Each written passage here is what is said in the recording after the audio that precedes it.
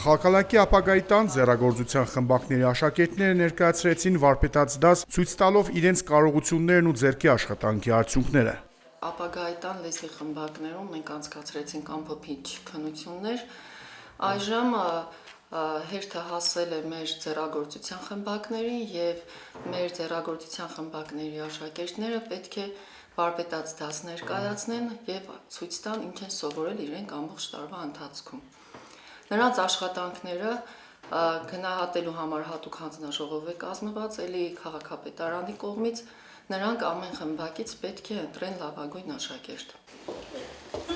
Ապագայի տանը գործում են 4 ձեռագործության խմբակներ՝ ասեղնագործություն, հմուտ ձեռքեր, տիկնիկագործություն եւ ուլունքագործություն։ Սաները մոտ 40-ն են։ Ապագայի տան բոլոր քննություններ հանձնած խմբակների աշակերտները կպարգևատրվեն Ախալքալակի քաղաքապետարանի կողմից։ Լեզվի խմբակները եւ ձեռագործության խմբակների արդյունքները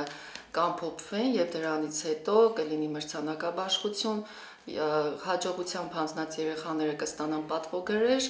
իսկ լավագույնները թե լեզվի, թե ձեռագործության խմբակների կստանան համապատասխան նվերներ։